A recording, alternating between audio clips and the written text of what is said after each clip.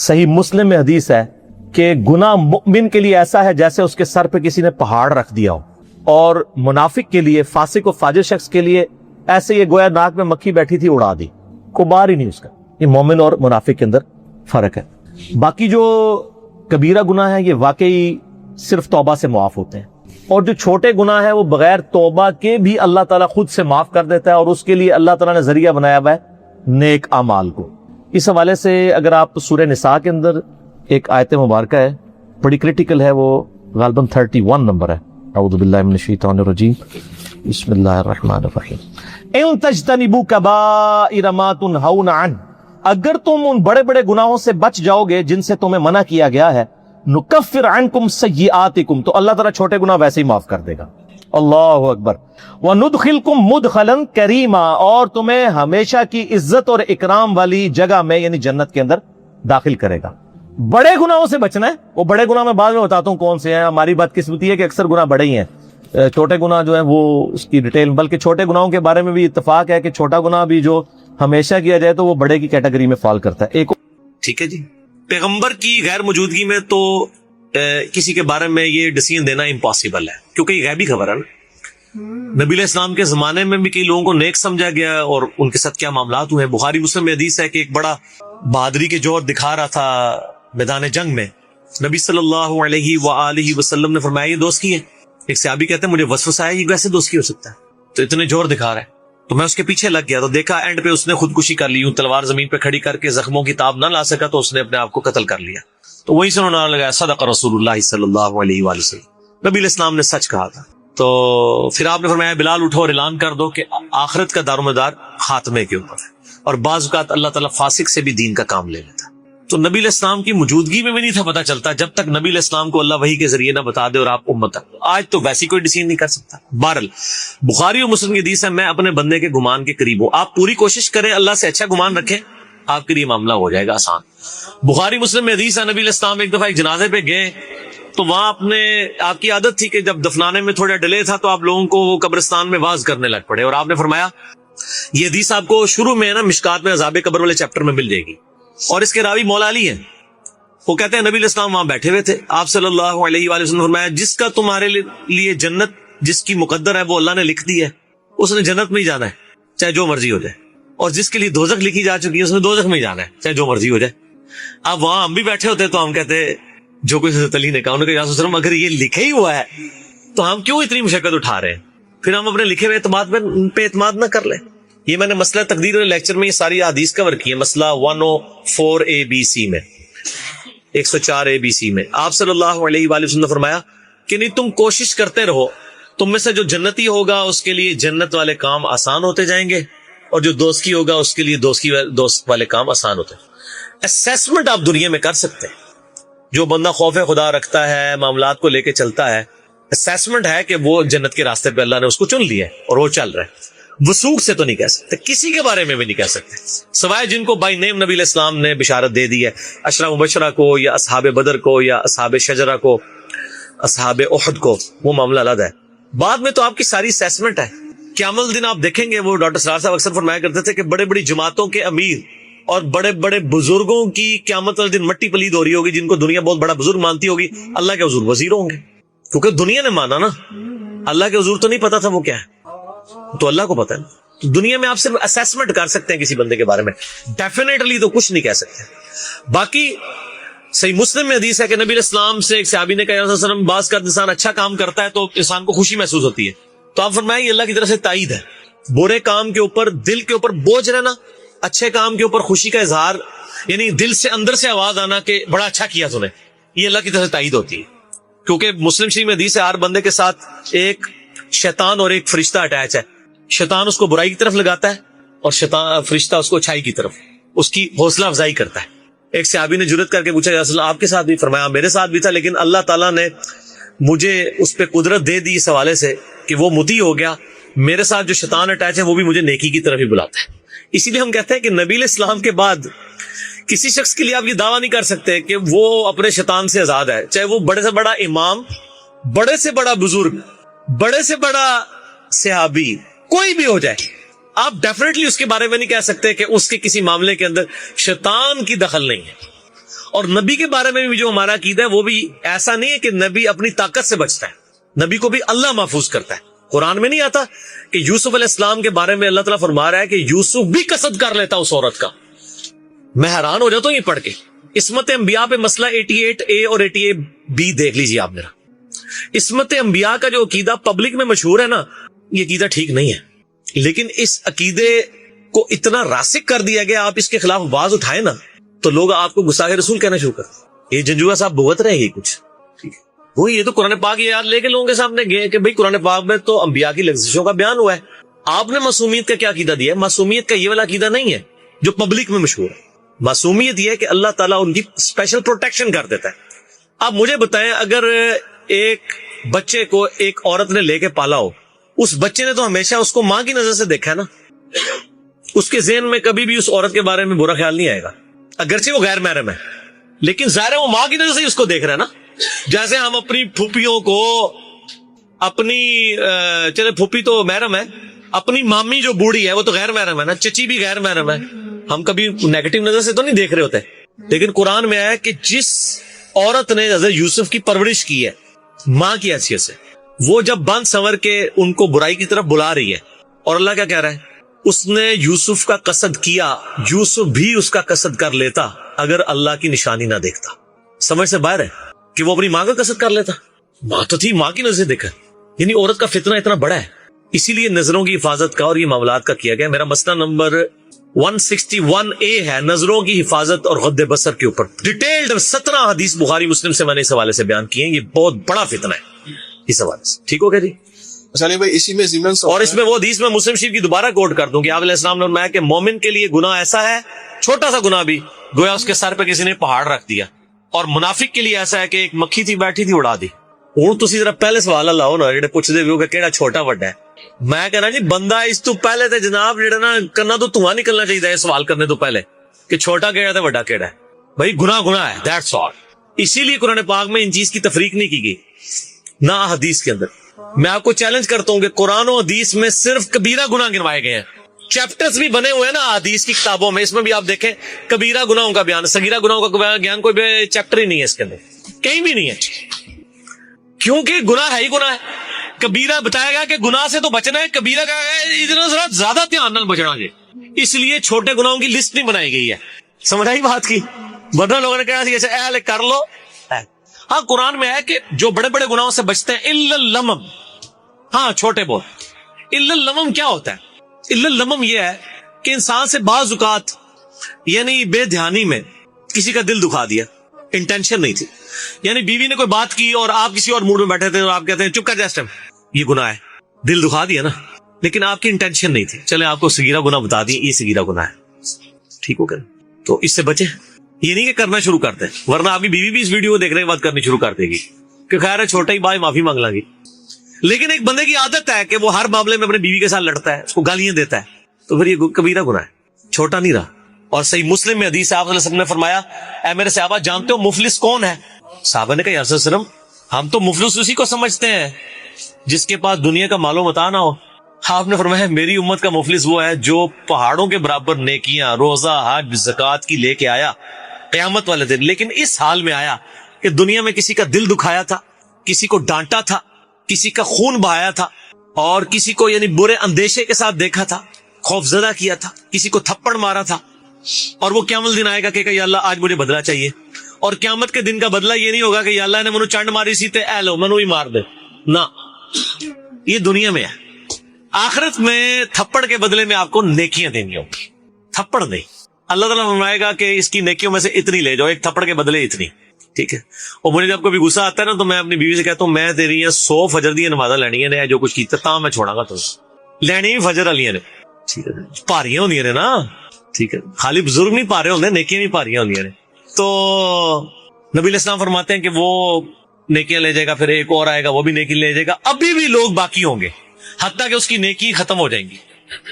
اللہ تعالیٰ فرمائے گا اب اس طرح کرتے ہیں کہ ریورس ایکویشن شروع کر دیتے ہیں، کیمیکل ریئیکشن ریورس ہو جاتا ہے۔ جو لوگ اب حق لینے کے لیے آ رہے ہیں وہ اپنے گناہ اس کے کھاتے میں ڈالتے جاؤ، یہ نیکیاں تو نہیں دے سکتا نا، تو آڑے دے ہو لے کر آنا، میں یہ کھاتے چھپاؤ، کرتے کرتے کرتے اس کو اونا منہ دوزخ میں پھینک دیا جائے گا۔ تو یہ معاملہ اتنا خطرناک ہے، ٹھیک ہو گیا؟ اچھا علی بھائی اس میں یہ بھی ایک بات ہے ضمن کہ عبادت میں سکون آ جاتا ہے اس حوالے سے، کیا یعنی کہ قبولیت عبادت میں سکون تو ہندوؤں کو بھی مل رہا ہے، سکھوں کو بھی مل رہا ہے، قادیانیوں کو بھی مل رہا ہے. آپ ذرا ان سے پوچھیں. ٹھیک ہے، جو مزارات پہ جا رہے ہیں ان کو بھی سکون آ رہا ہے. وہ ماحول ہی اتنا زبردست ہوتا ہے، بالکل کھلا ڈلا ماحول ہوتا ہے، ہوا چل رہی ہوتی ہے، تو وہ آپ کو ملتا ہے، اس سے تو کوئی فرق نہیں پڑتا. وہ تو گورا جب بیچ کے اوپر کپڑے اتار کے سن باز لے رہا ہوتا ہے وہ بھی سکون انجوائے کر رہا ہوتا ہے. سکون کے ساتھ تو تعلق ہی نہیں ہے. ٹھیک ہے، ہاں علمی سکون کہ آپ کا ذہن سیٹسفائی ہو کہ میں جو کچھ کر رہا ہوں یہ ٹھیک ہے، یہ گورے کو نہیں ملے گا، یہ قبر کے پجاری کو بھی نہیں ملے گا. یہ صرف اس کو ملے گا جس کے پاس دلائل ہوں کہ میں کتاب و سنت کے اوپر چل رہا ہوں کہ نہیں. اسی لیے میں کہتا ہوں کہ اپنی اپروچ کو آپ علمی اپروچ رکھیں، جذباتی نہ رکھیں. اور وہ غامدی صاحب کا جملہ مجھے بڑا پسند ہے کہ انہوں نے کہا کہ عبادت کرو تو صرف اللہ کی، اور عقیدت رکھو تو صرف محمد رسول اللہ سے. اور آیت ہے سورۃ النجم میں، یہ زبردست ہے. اللہ تعالیٰ فرماتا ہے نیک لوگوں کے بارے میں، الذین یجتنبون کبائر الاثم، وہ لوگ جو بڑے بڑے گناہوں سے بچتے ہیں، والفواحش، اور بے حیائی کے کاموں سے، الا اللمم، ہاں مگر کبھی کبھار کوئی چھوٹا معاملہ ہو جائے. الا اللمم کو اللہ نے بھی چھوڑ دیا ہے، بڑے گناہوں سے بچو. ان ربک واسع المغفرہ، بے شک تیرا رب وسعت والا ہے مغفرت کے اعتبار سے. هو اعلم بکم، وہ تو تمہیں اس وقت سے جانتا ہے، اذا انشأکم من الارض، جب تم زمین سے اگے تھے. ہائے ہائے ہائے، انسان بھی زمین سے اگا ہے، کیونکہ انسان جس منی کے قطرے کی پیداوار ہے، وہ منی کیسے تیار ہوتی ہے؟ اس خوراک سے جو زمین سے نکلتی ہے. ادھر تک اللہ تعالیٰ نے بات کی ہے. وَإِذَا أَنْتُمْ أَجِنَّةٌ فِي بُطُونِ أُمَّهَاتِكُمْ، اور جب تم ایک چھوٹے سے ایمبریو اور جنین کی شکل میں ماں کے پیٹ میں ہوتے ہو، وہ تو اس وقت سے تمہیں جانتا ہے. فَلَا تُزَكُّوا أَنفُسَكُمْ، تو مت کہا کرو میں بڑا پرہیزگار ہوں. هُوَ أَعْلَمُ بِمَنِ اتَّقَىٰ، اسے خوب معلوم ہے کہ کون کتنا پرہیزگار ہے. اور جو خدا آپ کو زمین سے اگتے وقت سے اس ایمبریو سے لے کر پیدا ہونے تک اور مرتے دم تک جانتا ہے، اس سے کچھ چیز چھپی ہوئی ہے. تو اس میں بھی آیا کہ لبم، جو چھوٹی موٹی چیزیں وہ اللہ تعالیٰ معاف کر دے گا، لیکن بڑے بڑے گناہوں سے بچنا ہوگا. اور ایک اور میں کریٹیکل آیت بتا دوں، یہ تو کہتے ہیں نا جناب وہ توبہ بس کر لیجیے، خالی کھلی توبہ نہیں ہونی چاہیے. اللہ تعالیٰ خالی کھلی توبہ کو نہیں مانتا. یہ سورہ نساء کے اندر ہی مسئلہ نمبر میرا 18 ہے، اور وہ بائی چانس آیت نمبر بھی 18 ہے، گناہ کبیرہ اور توبہ کا بیان. اللہ تعالیٰ ماتا ہے انما التوبۃ علی اللہ، اللہ کے ذمہ ہے ایسے لوگوں کی توبہ کو قبول کرنا. للذین یعملون السوء بجہالۃ، جو کوئی نادانی میں گناہ کر بیٹھے، ثم یتوبون من قریب، اور پھر فوراً ہی توبہ کر لیں، اس کو تو میں معاف کر دوں گا. فاولئک یتوب اللہ علیہم، ایسے پر اللہ تعالیٰ رجوع فرمائے گا توبہ کے ساتھ. وکان اللہ علیما حکیما، اور اللہ تعالیٰ علم والا حکمت والا ہے. ولیست التوبۃ، اور اس کی تو کوئی توبہ نہیں ہے، للذین یعملون السیئات، جو کہ برے اعمال کرتے ہیں، حتی اذا حضر احدہم الموت، یہاں تک کہ ان میں سے کسی کے موت کا وقت قریب آتا ہے، قال انی تبت الآن، تو کہتا ہے اللہ میں اب توبہ کرتا ہوں.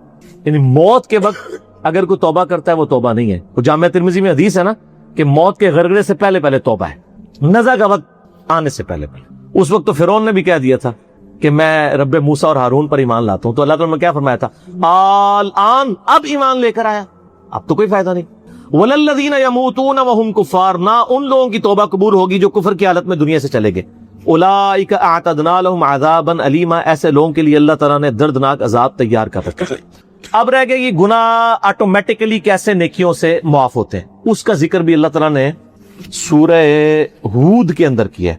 سورہ ہود کے اندر 114 نمبر غالباً آیت ہے، ہاں یہ اعوذ باللہ من الشیطان الرجیم. وَأَقِمِ الصَّلَاةَ طَرَفَيِ النَّهَارِ، نماز کو قائم رکھو دن کے دونوں سروں پہ، یعنی ادھر سے آپ فجر کہہ لیں اور ادھر سے مغرب اور عشاء. وَزُلْفًا مِنَ اللَّيْلِ، اور رات میں بھی. إِنَّ الْحَسَنَاتِ، بے شک جو نیکیاں ہیں، یذہبن السیئات، وہ مٹا دیتی ہیں برائیوں کو. کون سی چیز مٹا دیتی ہے؟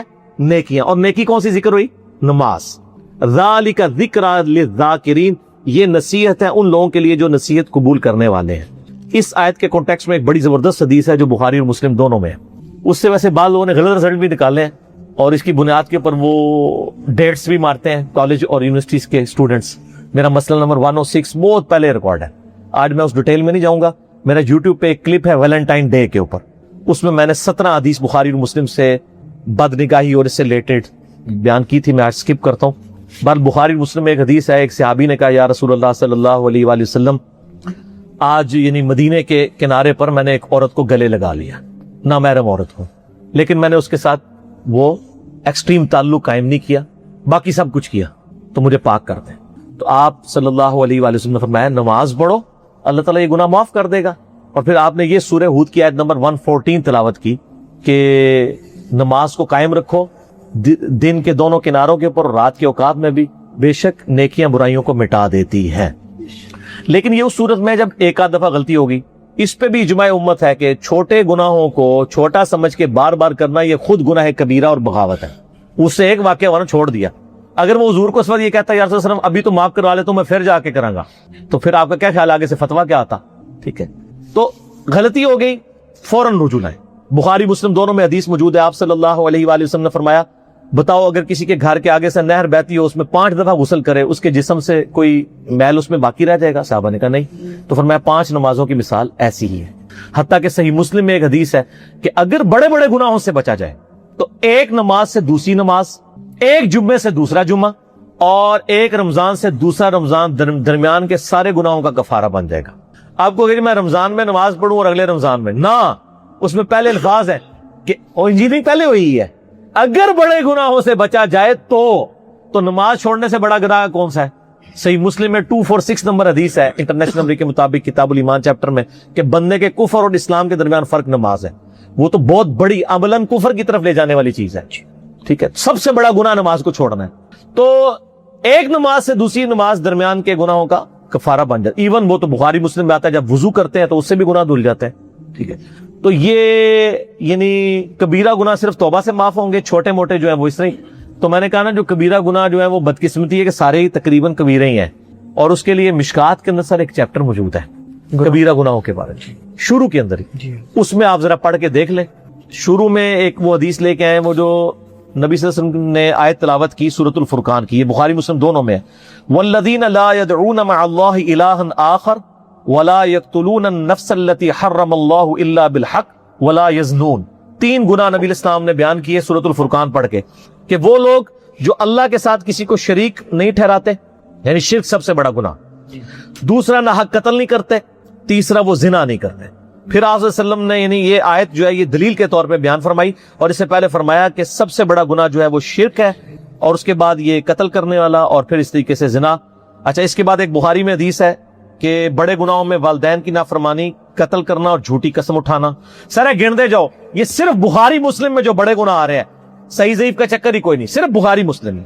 پھر بخاری اور مسلم کی ایک حدیث ہے کہ جھوٹی قسم اٹھانا گناہ کبیرہ ہے. پھر اگلی حدیث پھر بخاری اور مسلم کی ہے کہ 7 کبیرہ گناہ ہے. اللہ کے ساتھ شرک کرنا, جادو کرنا, قتل کرنا, اللہ کے حرام کرنے والے کو حلال ٹھہرا لینا, سود کھانا, یتیم کا مال کھانا, میدان جنگ سے بھاگ جانا, اور پاک دامن عورتوں پر تہمت لگانا. لو جی, پھر اگلی حدیث بھی بخاری اور مسلم سے, اس میں زنا اور شراب نوشی کے بارے میں آیا ہے کہ یہ کبیرہ گناہ ہے. سر یہ تو بخاری مسلم کی جو حدیثیں ہیں نا, اس میں یہ چغلی, غیبت, ٹھیک ہے جی, وعدہ خلافی, بہتان, آلموسٹ یہ سارے کبیرہ گناہ ہیں. تو لہذا کبیرہ صغیرہ میں نا آپ مسلم کی وہ حدیث یاد رکھیں کہ مؤمن کے لیے چھوٹا سا گناہ بھی ایسا ہے جیسے اس کے سر پہ کسی نے پہاڑ رکھ دیا, اور منافق کے لیے بڑے سے بڑا گناہ بھی ایسا ہے جیسے ایک مکھی تھی تو اڑا دی. یہ کیلکولیشن, یہ میتھمیٹکس تو ہے نہیں ہے. اللہ تعالیٰ تو ایک چھوٹی سی بات پہ بھی پکڑ لیتا ہے. ہماری زندگی نے اسی دنیا کے پانی پر ہی چلنا ہے, زندگی کی کشتی نے. بس یہ پانی کشتی میں نہ آئے, چلنا اسی پانی کے اوپر ہے کشتی نے, اس کے بغیر چل نہیں سکتی. یہ دعا بتا رہی ہے کہ اسلام کتنی ڈائنامک اپروچ دیتا ہے انسان کو کہ دنیا کے لیے بھی محنت کرنی ہے, آخرت کے لیے بھی کرنی ہے. بس دنیا میں ہر کام آپ نے کرنے سے پہلے بولین الجبرا والی بات ہے, 0-1 دیکھنا ہے کہ اللہ تعالیٰ نے اس کی اجازت دی ہے یا نہیں دی ہے. یہ جناب بیسٹ دعا ہے, اپنی ہر نماز میں اس دعا کو مانگا کریں, تشہد میں, سجدوں میں مانگیں. مسلم شریف میں حدیث ہے انسان سجدے میں اپنے رب کے سب سے زیادہ قریب ہوتا ہے. خوب دعائیں مانگا کرو, اے اللہ دنیا میں بھی بھلائی دے, آخرت میں بھی بھلائی دے. بھائی اللہ سے مانگ رہے ہیں نا, تو کون سی کنجوسی کرنی ہے, عذاب والی بات ہی نہ رکھیں. بخاری مسلم میں حدیث ہے میں اپنے بندے کے گمان کے قریب ہوں جیسا میرے بارے میں وہ گمان رکھے. امال بھی کرنے ہیں لیکن گمان پازیٹیو رکھنا ہے. بھی تو یہ کہتے ہیں کہ اللہ سے بھلائی مانگو, عذاب مانگو ہی نہ, عدل مانگو ہی نہ, اس کی رحمت مانگو. لا تقنطوا من رحمت اللہ، اللہ کی رحمت سے نا امید نہیں ہونا. یہ نا امیدی ہے کہ یا اللہ مجھے پتا ہے کہ آخرت میں تو عذاب ہونا ہے، تو دنیا میں دے لے آخرت میں نہ دے. توبہ توبہ. کیوں بھائی؟ جو بھی چیز تمہیں نفع دے دنیا اور آخرت میں اس کے لیے کوشش کرنی ہے. کوشش کا ذکر پہلے کیا، پھر کہا اللہ سے مدد بھی طلب کرنی ہے. یعنی اسباب بھی اختیار کرنے ہیں اور مسبب الاسباب سے بھی اپنے آپ کو آزاد نہیں کرنا، لیکن سٹارٹ کوشش سے ہے. والذین جاہدوا فینا بھی کیا یہ اللہ کا بنایا ہوا تھا، بس بزرگوں کو نظر نہیں آیا کہ یہ پہاڑوں کے اندر ہے. یہ لانا بات ہے، کہنے جی تھلے تک کیا 70 مہینہ کراس ہو گیا، تیل بھی کراس ہو گیا. تیل بھی جناب سر ایڈمن نے دریافت کیتا ہے 250 سال پہلے، کسی بزرگ نے نہیں تیل دریافت کیتا. کہانی ہے نا. جب آپ کلیم کریں گے تو پھر ہم پوچھیں گے تیل کسی بزرگ نے کیوں نہیں دریافت کیا. چلو کہنے جی نہیں وہ پہلے وہ بھلیکھا لگ گیا، چلو ہوں پاکستان کدھر تیل کٹ دیو، کڈو تیل ساڑا پورا کرو. مصیبت بنی ہے سانو تیل کی وجہ سے. ہماری بجلی مہنگی ہے نا. ڈیم تو بہت مہنگا کام ہے اور اس میں کتنی پولیٹیکل ایشوز انوالو ہوتے ہیں. آج ہمارے پاس تیل ہو تو سعودیہ کی طرح ہماری بجلی بھی سستی ہو. چلو ہوں دریافت کر لو، کڈو. دریافت بھی کرنا ہے، نگاہ مار کے باہر بھی کڈنا ہے، تو ٹائم کیا مت آگ جائے. ٹھیک ہے. تو وہ اس طرح تو وہ اس وقت لوگ جوتیوں میں کرتے ہیں. صحیح بخاری میں موجود ہے نبی علیہ السلام نے جوتیوں سمیت نماز پڑھی ہے، وہ جوتیاں جو پاک ہو. لہذا نماز جنازہ جوتیوں سمیت آپ پڑھ سکتے ہیں اگر آپ کی جوتیاں پاک ہیں. اور عموماً ہماری جوتیاں پاک ہی ہوتی ہیں جب تک کہ ظاہر ناپاکی اس میں آپ کو نظر نہ آ جائے. بارش کا جو کیچڑ ہے جو جوتیوں میں لگ جاتا ہے وہ پاک ہے، تا وقت کہ ایسا کیچڑ جس میں گٹر کا پانی یا گندگی ملی بھی ہو. اس چیز کو انشور کریں تو پھر آپ وہ کہیں گے کہ وہ ناپاک ہے. باقی جو جوتیاں زمین پہ رگڑ کھاتی ہیں وہ خود بخود پاک ہوتی ہیں، مٹی سے اس کا تیمم بھی ہوتا رہتا ہے. اس پہ میں کافی دفعہ پہلے بھی بولا ہوں. اور پھر اللہ کا شکر ادا کریں کہ آپ کو مرنے سے پہلے پہلے یہ پتہ چل گیا ہے کہ جو آپ کو دین آپ کے بزرگوں نے سکھایا تھا وہ اس دین سے بالکل مختلف ہے جو دین کتابوں کے اندر. جو ہم عرض کرتے ہیں کہ مرنے سے پہلے اے مسلمان کر لے اس پہ غور، کتابوں کا خدا اور ہے بابوں کا خدا. ویسے اس کا ایک نیا ورژن بھی آیا ہے، کہنے کو تو دین سب کا اسلام ہے لیکن کتابوں کا جہاں اور ہے بابوں کا جہاں اور. کہتے تو دونوں اپنے آپ کو مسلمان ہیں لیکن اس کا ایک وکھرا جہاں ہوتا ہے، بالکل وکھرا جہاں ہوتا ہے، اس کا اپنا ہی ایک جہاں ہوتا ہے. تو یہ کتابوں کے جہاں میں ہے. یہ پچھلے دنوں میرا ایک کلپ اپلوڈ ہوا ہے مردہ بچے کے جنازے کے حوالے سے، تو چونکہ انہوں نے وہ دیکھا ہے تو اب اللہ کی طرف رجوع لائیں. اور اگر اس کی قبر لوکیٹ ہو سکتی ہے، کیونکہ عموماً اس طرح کے بچوں کو اسی طریقے سے دفنا دیتے ہیں کسی جگہ ہی، تو بہتر یہ ہے کہ اس کی قبر کو لوکیٹ کریں، قبر پہ کھڑے ہو کر جنازہ پڑھ لیں. بخاری مسلم میں حدیث ہے نبی علیہ السلام نے شہدائے احد کے اوپر غزوہ احد کے 8 سال کے بعد اپنی وفات سے 1 مہینہ پہلے دوبارہ نماز جنازہ. اس طریقے سے بخاری مسلم میں حدیث ہے ایک حبشی عورت تھی جو مسجد نبوی کی صفائی کیا کرتی تھی، مر گئی. صحابہ کرام نے بتایا بھی نہیں حضور کو، خود ہی جنازہ پڑھ کے دفنا دیا. 3-4 دن بعد نبی علیہ السلام نے پوچھا وہ عورت نہیں نظر آ رہی، تو لوگوں نے بتایا تو فوت ہو گئی ہے. تو آپ فرمایا تم نے مجھے نہیں بتایا، میں بھی اس کا جنازہ پڑھتا تو مجھے اس کی قبر پہ لے چل. نبی علیہ السلام قبر پہ گئے، جنازہ پڑھا. اس کا طریقہ یہ ہوگا کہ آپ قبر پہ، اب یہ قبر ایسے بنی ہے نا، اس طرف چہرہ ہے اور قبلے کے رخ کی طرف ہے، تو آپ اس کی پیٹھ والی سائڈ پہ آ کے کھڑے ہوں گے تاکہ آپ بھی قبلہ رخ ہوں. اور پھر آپ یعنی وہ قبر کو سامنے سجدہ نہیں کر رہے ہوں گے، اللہ کے لیے نماز پڑھ رہے ہوں گے، لیکن چونکہ میت کو سامنے رکھا جاتا ہے لہٰذا قبر کو بھی سامنے رکھ کے نماز جنازہ پڑھیں گے. نبی علیہ السلام نے پڑھی اور پھر آپ واپس لوٹتے ہوئے آپ نے فرمایا یہ قبریں اندھیروں میں ڈوبی ہوئی تھی، اللہ نے میرے جنازہ پڑھنے کی برکت سے انہیں نور سے بھرا. نبی علیہ السلام کی دعا کی برکت. اللہ تعالیٰ ہمیں بھی ان دعاؤں کا حصہ نصیب فرمائے، آمین ثم آمین. تو یہ بھی اس بات کا ثبوت ہے آپ قبر پہ پڑھ سکتے. اگر قبر لوکیٹ نہیں ہو رہی تو پھر آپ غائبانہ نماز جنازہ پڑھیں. غائبانہ نماز جنازہ جو اہل حدیث نے جس طریقے سے اس کو بہت زیادہ پروموٹ کیا ہے نا، یہ اس طرح نہیں تھا، بلکہ پروموٹ کیا ہے، کوئی امیر مر جاتا ہے اس کا غائبانہ نماز جنازہ پڑھا دیتے ہیں، کوئی غریب مر جائے تو اس کے لیے دعا کروا دیتے ہیں. ظاہر ہے وہ ڈپینڈ کر رہا ہوتا ہے کہ کتنا بڑا وہ فائنانسر ہے. غائبانہ نماز جنازہ اس طریقے سے صحابہ کرام میں نبی اسلام کی مبارک زندگی میں کوئی رائج نہیں تھا. صرف ایک واقعہ ملتا ہے صحیح بخاری مسلم میں کہ نبی علیہ السلام نے نجاشی کی جب خبر آپ کو ملی، اور یہ نجاشی وہ نہیں تھا جس نے صحابہ کرام کو پناہ دی تھی، اس کے بعد جو نجاشی بنا تھا وہ مسلمان تھا، اور وہ مسلمان تھا ظاہر ہے وہ اب وہاں پہ اپنا ایک انڈیپینڈنٹ بیچارہ ایک مسلمان تھا، کوئی کمیونٹی نہیں تھی، اس کا کوئی جنازہ پڑھنے والا نہیں تھا. نبی علیہ السلام تک خبر پہنچی تو صحابہ کرام کہتے ہیں نبی علیہ السلام جنازہ گاہ کی طرف گئے، مسجد میں نہیں جنازہ گاہ میں آپ نے 4 تکبیریں کہہ کے اس کا نماز جنازہ پڑھا. اور اس سے بات پتہ چلی کہ مسجد میں نماز جنازہ پڑھنا ضروری نہیں، آپ جنازہ گاہ میں بھی پڑھ سکتے. اور مسلم شریف میں حدیث ہے کہ سعد ابن ابی وقاص جب فوت ہوئے تو سیدہ عائشہ نے کہا کہ سعد کا جنازہ لا کے رکھو حجرے کے باہر، تو صحابہ ریلیکٹنٹ ہوئے مسجد میں جنازہ پڑھنے سے، تو انہوں نے کہا نبی علیہ السلام تو مسجد میں بھی پڑھ لیا کرتے تھے، تو اس سے ثابت ہوا مسجد میں بھی جنازہ ہو جاتا ہے۔ افضل ویسے یہی ہے کہ جنازہ گاہ میں ہو، مسجد میں بھی جائز ہے۔ حرمین میں آپ دیکھ لیں ہر نماز کے جنازے اٹھ رہے ہوتے ہیں، فرض نماز کے بعد وہ تھوڑا سا اذکار کا ٹائم دیتے ہیں اور ساتھ بھی اناؤنسمنٹ کرتے ہیں کہ 7-8 جنازے تو ایوریج ہر نماز کے وقت ہوتے ہیں، کیونکہ حرمین کے ارد گرد جتنے لوگ ہیں ان کی خواہش ہوتی ہے کہ وہاں جنازہ پڑھایا جائے۔ تو ایک دل کی تسلی کے لیے تو خیال اچھا ہے، باقی تو اپنے اعمال کے مطابق انسان اٹھایا جائے گا۔ تو اگر قبر لوکیٹ نہیں ہو رہی تو آپ غائبانہ نماز جنازہ پڑھ لیں، اور غائبانہ نماز جنازہ آپ گھر میں بھی پڑھ سکتے ہیں، مسجد میں بھی، کسی جگہ وہ تو آپ نے قبلہ رخ کھڑے ہونا ہے، اور اس کے لیے میت کا سامنے ہونا ضروری نہیں ہے۔ نبی علیہ السلام نے نجاشی کا پڑھا، صحیح مسلم میں آتا ہے آپ علیہ السلام نے ایک جنازے پہ 5 تکبیرات بھی پڑھی، اس میں پھر یہ ہوگا کہ پہلی تکبیر کے